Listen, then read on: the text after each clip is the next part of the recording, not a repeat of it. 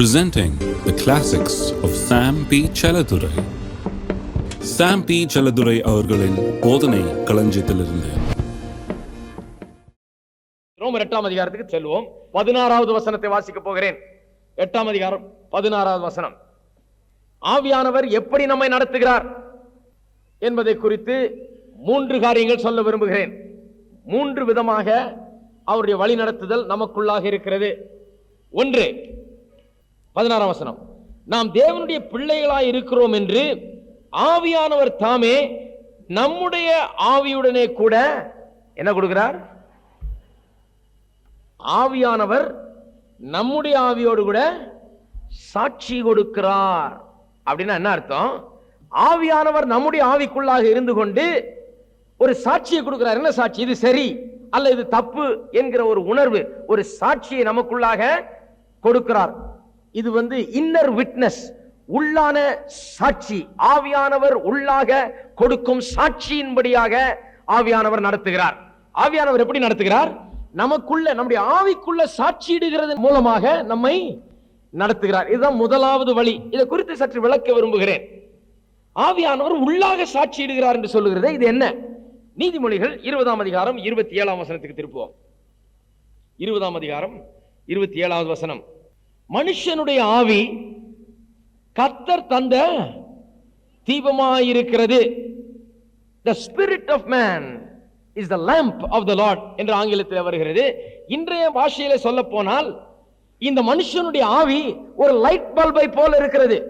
ஒரு காரியத்தை ஆண்டவர் வெளிப்படுத்த விரும்பினால், ஒன்றை உங்களுக்கு காண்பிக்க விரும்பினால், எப்படி நம்ம இருட்டறையில லைட்டை போட்டு பார்க்கிறோமோ அது போல ஆண்டவர் நமக்குள்ளே ஒரு பல்பை வைத்திருக்கிறார். ஹலோ, மனுஷனுடைய ஆவி கர்த்தர் தந்த தீபமாய் இருக்கிறது. பரிசுத்த ஆவி இல்ல. எந்த ஆவி? மனுஷனுடைய ஆவி. நல்லா கவனிங்க. பரிசுத்த ஆவியானவர் வேற, அது ஆண்டவர் இல்லையா? அவருடைய ஆவி தேவன் பரிசுத்த ஆவியானவராக நமக்குள்ள இருக்கிறார். எந்த ஆவி கர்த்தர் தந்த தீபமாய் இருக்கிறது? மனுஷனுடைய ஆவி. பரிசுத்த ஆவியானவர் எந்த ஆவி, எங்க இருக்கிறார்? நம்முடைய ஆவிக்குள்ளாக இருக்கிறார். நல்லா கவனிங்க. மனுஷனை குறித்து ஒன்று விளக்க போகிறேன் உங்களுக்கு. மனுஷனுடைய தன்மையை குறித்து, எப்படி அவன் சிருஷ்டிக்கப்பட்டிருக்கிறான் என்று. ஆதியாகமம் 1ஆம் அதிகாரத்திலே 26, 27 வசனங்களில் நாம் வாசிக்கிறோம். மனுஷனை தேவன் தம்முடைய சாயலின்படியே, ரூபத்தின்படியே சிருஷ்டித்தார். தேவன் எப்படி இருக்கிறார்? தேவன் ஆவியாய் இருக்கிறார். ஆனால் தேவன் வேறொரு மண்டலத்தில் இருக்கிறார் இல்லையா? அவர் இந்த உலகத்தில் அல்ல, தேவன் வேறொரு மண்டலத்தில் இருக்கிறார். இங்க பிரசன்னமாயிருக்கிறார் ஆவியாக. நாம் இந்த உலகத்தில் இருக்கும்படியாக நமக்கு ஒரு சரீரம் கொடுக்கப்பட்டிருக்கிறது. இந்த உலகத்தில் வாழும்படியாக நமக்கு ஒரு சரீரம் கொடுக்கப்பட்டிருக்கு. யாருக்கு கொடுக்கப்பட்டிருக்குது? நமக்கு. அப்ப நாம யாரு? நாம வேற. நாம என்ன? நாமளும் அவரை போலவே ஆவியாக சிருஷ்டிக்கப்பட்டிருக்கிறோம். மனுஷனும் ஒரு ஆவிதான். இப்ப என்ன பாக்குறீங்க? என்ன பார்த்தோன்னு என்ன சொல்றீங்க? இவரு தாங்க சாம் செல்லதுரைன்னு சொல்றீங்க இல்லையா? ஆனா இவர் இல்ல சாம் செல்லதுரை. இவர் இந்த உள்ள இருக்கிறார். இந்த சரீரத்துக்கு உள்ள இருக்கிறவர் தான் சாம் செல்லதுரை. இந்த சரீரம் வெறும் ஒரு வீடு போல. இந்த வீட்டுக்குள்ளாக, இந்த கூடாரத்துக்குள்ளாக நான் இருக்கிறேன். நான் எங்க இருக்கிறேன்னா உள்ள இருக்கிறேன். இது என்னுடைய சரீரம். இதை வேதவசனம் திட்டவட்டமாய் நமக்கு போதிக்கிறது. எனக்கு ஒரு ஆத்துமா, அறிவுத்திறன், உணர்ச்சி இதெல்லாம் கொடுக்கப்பட்டிருக்கிறது. ஆத்துமா கொடுக்கப்பட்டிருக்கிறது. அப்ப நான் ஆவியா இருக்கிறேன். எனக்கு ஆத்துமா என்று ஒன்று இருக்கிறது. நான் சரீரத்துக்குள்ளாக வாழ்கிறேன் இல்லைங்களா? இதை விளங்கிக் கொள்ளலாம். சில வசனங்கள்லாம் உங்களுக்கு விளங்கவே விளங்காது. வாசிப்போம் ஒரு வசனம். பிலிப்பியர் 1ஆம் அதிகாரம். கிறிஸ்து எனக்கு ஜீவன். 21ஆம் வசனம். கிறிஸ்து எனக்கு ஜீவன், சாவு எனக்கு ஆதாயம். ஆகிலும் சரீரத்தில் பிழைத்திருக்கிறதுனாலே. எப்படி பிழைத்திருக்கிறதுனாலே? அப்படின்னா என்ன அர்த்தம்? சரீரத்தின் மூலமாய் நான் இருக்கிறதுனால, சரீரத்தில் பிழைத்திருக்கிறதுனாலே என் கிரியைக்கு பலன் உண்டாயிருப்பதால் நான் தெரிந்து கொள்ள வேண்டியது இன்னதென்று அறியேன். ஏனெனில் இவ்விரண்டினாலும் நான் நெருக்கப்பட்டிருக்கிறேன். எந்த 2 நாளும்? தேகத்தை விட்டு, சரீரத்தை விட்டு பிரிந்து கிறிஸ்துவுடனே கூட இருக்க எனக்கு ஆசை உண்டு. அது அதிக நன்மையாயிருக்கும். அப்படி இருந்தும் நான் சரீரத்தில் தரித்திருப்பது உங்களுக்கு அதிக அவசியம். இதை யாராவது கேட்டா இருக்குன்னா பைத்தியமா பிடிச்சிருச்சுன்னு வாங்க. என்ன சொல்றாரு இவரு? எனக்கு சரீரத்தை விட்டு பிரிந்து தேவனோடு கூட இருக்கிறதுக்கு ஆசையா இருக்கிறது.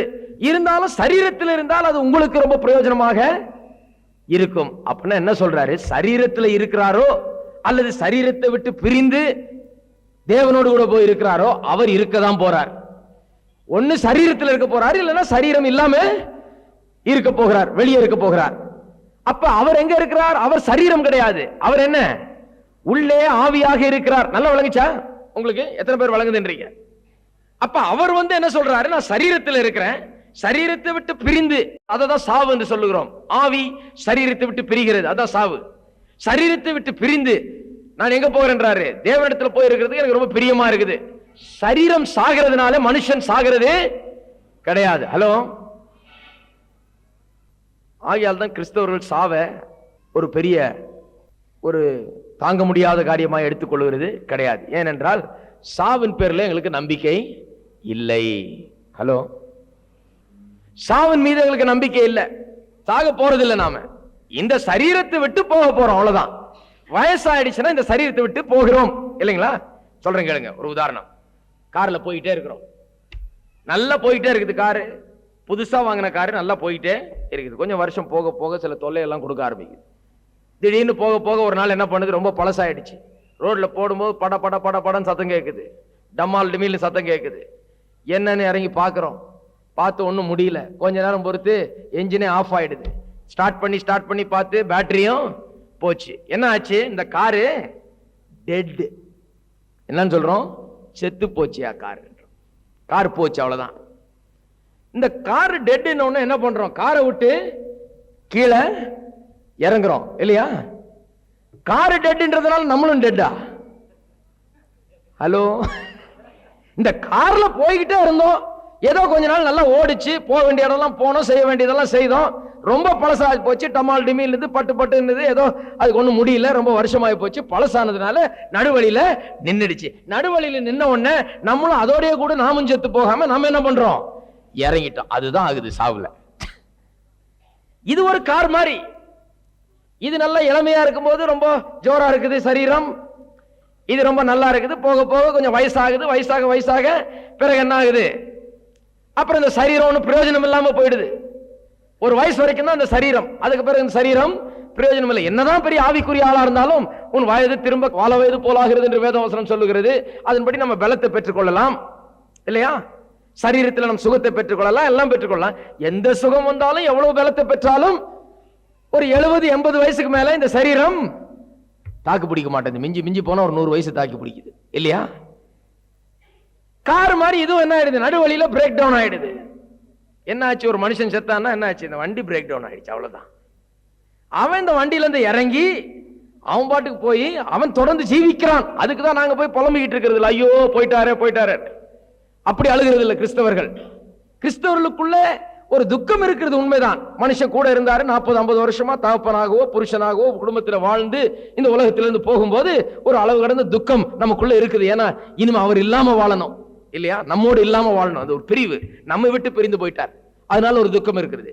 ஆனால் நம்பிக்கையற்றவர்களை போல நாம் அழுது புலம்புகிறது கிடையாது. மற்ற சாவுல போய் பாருங்க, ஓடும் ஒப்பாரி வைப்பாங்க. இப்போலாம் நான் பாக்குறேன் கிறிஸ்தவ சாவுல போனாலும் அப்படிதான் ஒப்பாரி வைக்கிறாங்க. ஏன்னா வசனம் போதிக்கப்படல.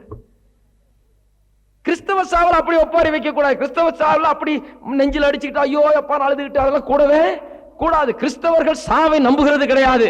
நாம என்ன நம்புறோம்? வண்டி பிரேக் டவுன் ஆயிடுச்சு, அவர் இறங்கி அவர் நல்லா இருக்கிறார். ஹலோ, அவர் எங்க இருக்கிறாரு? அவர் நல்லா இருக்கிறார். வண்டி பிரேக் டவுன் ஆன உடனே வண்டியில இருந்து பையெல்லாம் எடுத்துட்டு வெளியே கிளம்புறோம். அந்த பையில என்ன இருக்குதோ அதை வச்சுதான் இனிமே வாழணும். இந்த வண்டியில இருந்து இறங்கும் போது நம்ம என்ன நிலையில இருக்கிறோமோ அது ரொம்ப முக்கியம். பையில என்ன இருக்குதுன்னு. சிலர் பை நிறைய பாவத்தை வச்சிட்டு இருக்காங்க, இன்னும் சிலர் பை நிறைய தேவனுடைய நீதியை வைத்துக் கொண்டிருக்கிறார்கள், ரட்சிப்பை. இந்த வண்டி எந்த நேரமும் பிரேக் டவுன் ஆகும். என்னைக்கு பிரேக் டவுன் ஆகும் கரெக்டா சொல்ல முடியாது. திடீர்னு வண்டி நின்றுச்சுன்னா பேக் ரெடியா இருக்கணும். எந்த பேக்கை கொண்டு இறங்குறோமோ அப்படிதான் நம்முடைய வாழ்க்கை இருக்க போகுது. அந்த பேண்ட் தான் போடணும், அந்த சட்டையை தான் போடணும், அப்படிதான் நம்முடைய வாழ்க்கை. அது போலதான் ரட்சிக்கப்பட்டு இயேசுவுக்கு நம்ம ஒப்பு கொடுத்து நாம் வாழ்ந்து கொண்டு வருகிறோம். அப்ப வண்டி என்னைக்கு பிரேக் டவுன் ஆனாலும் பிரச்சனை கிடையாது. கரெக்டா பேக் எடுத்துட்டு போயிட்டு ரட்சிப்பு நம்ம கிட்ட இருக்குது, நீதி நமக்கு இருக்குது, தேவனுடைய சமூகத்தில் நுழையக்கூடிய உரிமை நமக்கு இருக்கிறது. தேவனோடு கூட போய் நம்ம என்ன பண்ணுகிறோம்? வாழ்கிறோம். எல்லாரும் சொல்லுங்க, சாவில் எனக்கு நம்பிக்கை கிடையாது. என்னை விசுவாசிக்கிறவன் மரித்தாலும் அவன் பிழைத்திருக்கிறான் என்று இயேசு சொன்னார். என்ன சார் சும்மா அவன் சொன்னார்? இதனாலதான் சொன்னார். இன்னொன்னு சொல்றேன், சிலர் பாடுறாங்க, நான் இயேசுவை நம்பினபடியால் எனக்கு சாவில்லைன்னு. இயேசுவை நம்பாட்டியும் சாவில்லை. ஹலோ, அதுதான் பயங்கரம். இயேசுவை நம்பினவர்கள் மட்டும் சாவில்லாம ஜீவிக்கிறது இல்லை, இயேசுவை நம்பாதவர்களும் சாவில்லாம தான் ஜீவிக்க போகிறார்கள். ஏன்? அவர்கள் ஆவியாய் இருக்கிறார்கள். அவர்கள் சிருஷ்டிக்கப்பட்ட நாள் முதற்கொண்டு அவர்கள் என்றென்றும் வாழும்படியாய் சிருஷ்டிக்கப்பட்டிருக்கிறார்கள். சிலர் சொல்றாங்க, நான் தற்கொலை பண்ணிக்க போறேங்க, என் பிரச்சனை எல்லாம் முடியாது. தற்கொலை பண்ணிக்கிட்டா ஆண்டவர் திரும்ப எழுப்புறாராம் கல்லறையில இருந்து. யாரை எழுப்புறார்? வெறும் விசுவாசிகளை மட்டும் எழுப்பல, வேதம் போதிக்கிறது எல்லாரையும் எழுப்புறாராம். விசுவாசிகளை முதல்ல எழுப்புறாரு, மீதி பேர பின்னால எழுப்புறார். இந்த தற்கொலை பண்ணிக்கிற ஆளுகளுக்கு எல்லாம் பெரிய அதிர்ச்சி காத்துக்கிட்டு இருக்குது. வாழ்க்கையே வேணான்னு ஓடி போன ஆளை பிடிச்சிட்டு வந்து ஆண்டவர் முன்னால் நிறுத்த போறார். ஒரு நாளைக்கு நிறுத்தி என்னைய விஷயம்னு கேட்பார். அப்ப முழிக்க வேண்டிதான். தற்கொலை பண்ணிக்கிறதுனால காரியம் முடிகிறது இல்லை. ஏனென்றால் நாம் சாகிறதே கிடையாது. மனுஷன் என்னைக்குமே இருக்கிறது போல அவன் எல்லாம் பரவாயில்ல, நமக்கு எல்லாம் சரியா இருக்குன்னு நினைச்சு வாழ்ந்து கொண்டிருக்கிறான். ஆனால் சாவு வரும்போது அவனுடைய ஆவி அவனுடைய சரீரத்தை விட்டு பிரிந்து போகும்போது அவன் எங்க போகிறான் என்பது அவனுக்கு இன்றைக்கு தெரிய மாட்டேங்கிறது. விசுவாசி தேவனிடத்தில் போய் செல்லுகிறான், அவிசுவாசி எங்க போய் சேர்றான்? ஒரு வேதனையின் இடத்துல போய் அவன் சேருகிறான். பிறகு அக்கினி கடலிலே தள்ளப்படுகிறான் நியாய தீர்ப்புக்கு பிறகு. இதுதான். இதனாலதான் ரொம்ப ஜாக்கிரதை. எல்லாரும் சொல்லுவோம், சாவில் எனக்கு நம்பிக்கையே கிடையாது. ஆகையால் தான் வேதம் சொல்லுகிறது, மரண பயத்தையே நீக்கிட்டாராம் இயேசுநாதர். என்ன நீக்கிட்டாரு? மரண பயத்தையே எடுத்து வச்சு, மரணமே உன் கூரெங்கே, பாதாளமே உன் ஜெயமெங்கே. இப்ப அவளை வலிக்க மாட்டேங்குது மரணம்னா. இயேசு வந்து போனதுல இருந்து, அவர் உயிர் தெழுந்ததுல இருந்து, அவருடைய உயிர் தெழுதலை விசுவாசிக்கிறவர்களுக்கு மரணம் அவ்வளவு வேதனையை தருகிறது கிடையாது. ஹலோ, இருக்கிறீங்களா?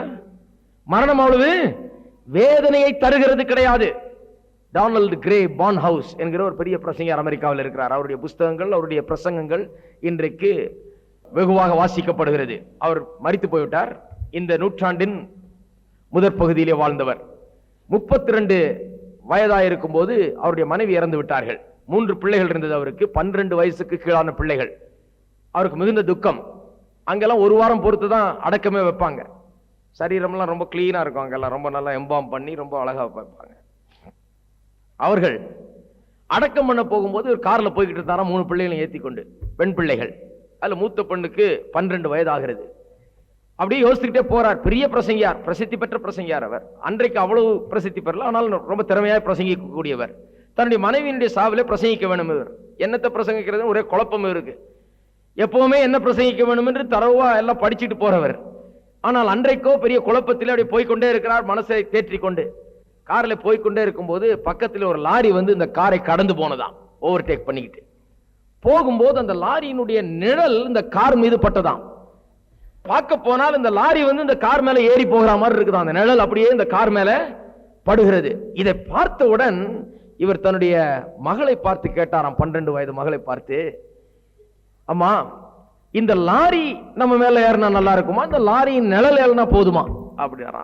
அந்த பொண்ணு சொன்னாலும், இல்லப்பா, லாரியினுடைய நிழல் ஏறினாலே போதும், லாரி ஏற வேணான்னு. அப்ப உள்ள ஆவியானவர் சொன்னாராம், நான் மரண இருளின் பள்ளத்தாக்கிலே நடந்தாலும் பொல்லாப்புக்கு பயப்படேன், தேவரீர் என்னோடு கூட இருக்கிறீர் என்கிற அந்த சங்கீதம் 23 இருக்கிற அந்த வசனத்தை தேவன் ஞாபகப்படுத்தினாராம். அப்ப ஆண்டவர் என்ன சொன்னாராம், இது நடந்தது மரணம் இல்லப்பா, மரணத்தை நம்பாத, மரணத்தின் நிழல். அவ்வளவுதான். லாரி ஏறி இல்ல, லாரியினுடைய நிழல் தான் ஏறி இருக்குது. இது மரணம் இல்ல, வெறும் சரீரம் தான் செத்து இந்த சரீரத்தை கொண்டு புதைக்க போகிறோம். இது மரணமே கிடையாது. நீ மரணத்தினூடாக சென்று கொண்டில்லை, நீ மரணத்தின் நிழலின் வழியாக தான் சென்று கொண்டிருக்கிறாய். வெறும் நிழல் தான் உன் மேல ஏறி இருக்கு, மரணம் உன்னை தாக்காது என்றார். பிரசங்கம் கிடைச்சிருச்சு அவருக்கு. நேரா கல்லறைக்கு போனாராம். சங்கீதம் 23 எடுத்து, நான் மரண இருளின் பள்ளத்தாக்கிலே நடந்தாலும் பொல்லாப்புக்கு பயப்படேன் என்று சொல்லி, கிறிஸ்தவனுக்கு நேரிடுகிறது மரணம் அல்ல, மரணத்தின் நிழல் தான். மரணத்தின் வேதனை போய்விட்டது, மரணத்தின் கொடூரம் இல்லை, மரணத்தின் கூர் இல்லாமற் போய்விட்டது. ஏனென்றால் இயேசு உயிர் தெழுந்தார். கிறிஸ்துவை விசுவாசிக்கிறவர்கள் ஜெயித்து எழுவார்கள். இந்த மரணத்தை மேற்கொள்ளுகிறவர்கள் அவர்கள், நாம் என்றென்றைக்கும் ஜீவிக்கிறவர்கள் என்று பிரசங்கித்தாராம். மரணத்தின் மேல நமக்கு நம்பிக்கை இல்லை. ஒருத்தர் சொன்னார், கடவுள் மேலேயே நம்பிக்கை இல்லை. நம்ம சொல்றோம், அந்த கூட நமக்கு கூட கடவுள் மேல நம்பிக்கை இல்லை. நமக்கு கூட கடவுள் மேல நம்பிக்கை இல்லை. கடவுள் என்றால் என்ன? எல்லாவற்றையும் கடந்தவர், எல்லாவற்றையும் கடந்தவர். மனுஷனுக்கு என்ன கஷ்டம், அவனுக்கு என்ன பாடு, இதெல்லாம் தெரியாதவர் அவர். இதுக்கெல்லாம் அப்பாற்பட்டவர். அவர் எங்கேயோ உயரத்தில் இருக்கிறார், நாம எங்கேயோ கீழே இருக்கிறோம். அப்பேற்பட்ட கடவுள் மேல நமக்கு நம்பிக்கை கிடையாது. நமக்கு எந்த கடவுள் மேல நம்பிக்கை? இயேசு கிறிஸ்துவின் மூலமாக வெளிப்பட்ட தேவாதி தேவன் கர்த்தாதி கர்த்தர், அவர் மேலதான் நமக்கு நம்பிக்கை.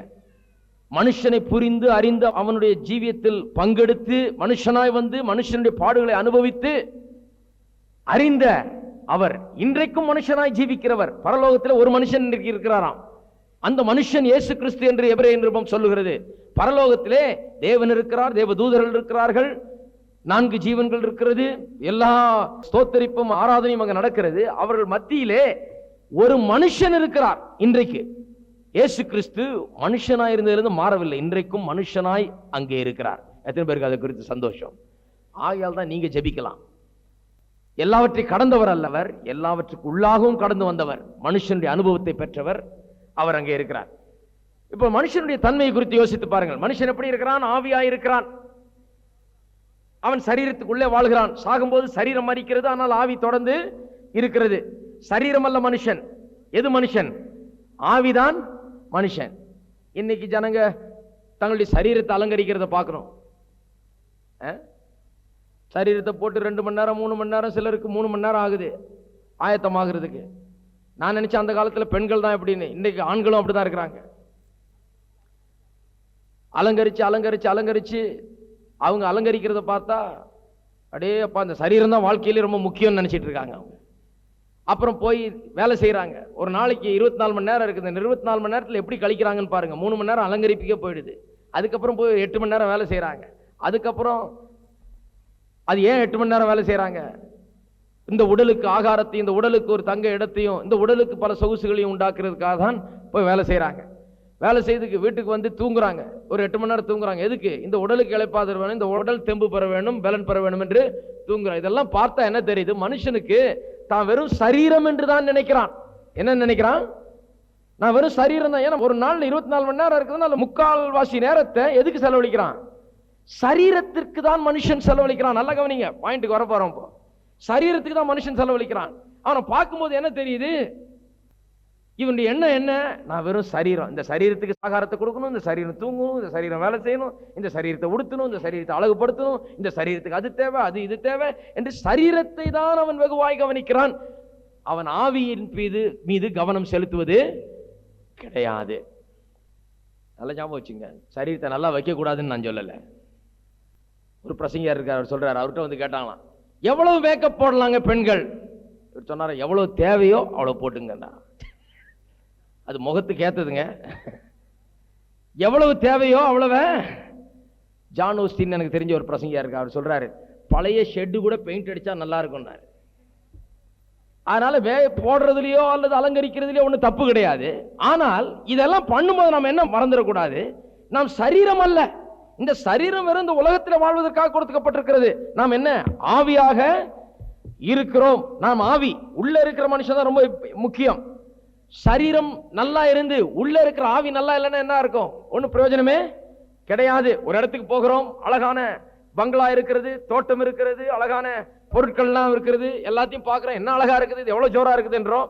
உள்ள போய் பார்த்தா வீடும் அவ்வளோ அழகா இருக்கு, பெயிண்ட் அடிச்சு வார்னிஷ் அடிச்சு எல்லாம் ரொம்ப ஜோரா இருக்குது. இதுல யார் இருக்கான்னு போய் பார்த்தா அவர் பாவம் ஒரு மெலிஞ்சு போய் நோய் வாய்ப்படுத்து அப்படியே சாகிற மாதிரி நாரிக்கிட்டு கிடக்கிறாரு உள்ள. அது எப்படி இருக்கும்? இவ்வளவு அழகான வீட்டுல, இவ்வளவு தோட்டங்கள் மத்தியில, இவ்வளவு அழகான பர்னிச்சர் மத்தியில, இவ்வளவு அழகா பெயிண்ட் அடிச்ச வீட்டுல உள்ள இருக்கிற ஆளுடைய நிலைமை எப்படி இருக்குது? அவர் நாரிக்கிட்டு இன்னைக்கோ நாளைக்கோ இருக்காரு. சிலருடைய ஆவி இன்றைக்கு அப்படிதான் இருக்கிறது. வெளியே பார்க்கிறதுக்கு சரீரம் நன்றா இருக்குது, அவருடைய அறிவில் அபிவிருத்தி பண்ணி இருக்கிறார்கள். இந்த சரீரத்தையும் மனதையும் அவர்கள் நன்றாக அபிவிருத்தி படுகிறார்கள், அதற்கு நேரம் செலவழிக்கிறார்கள். ஆனால் ஆவிக்கு நேரம் செலவழிப்பது கிடையாது. ஏனென்றால் ஜனங்கள் மத்தியிலே நாம் ஆவியாய் இருக்கிறோம் என்கிற உணர்வு கிடையாது. என்ன உணர்வு கிடையாது? நாம் ஆவி என்கிற உணர்வு கிடையாது. நாம் ஆவியாக தான் இருக்கிறோம், வெறும் சரீரத்துக்குள்ளாக வாழ்கிறோம் என்று தெரிஞ்சா சரீரத்தை நல்லா வச்சுக்குவோம். ஆனா சரீரத்தை காட்டிலும், இந்த மனதை காட்டிலும், ஆத்மாவை காட்டிலும் எதுக்கு அதிக நேரம் செலவழிப்போம்? ஆவிக்கு அதிக நேரம் செலவழிப்போம்.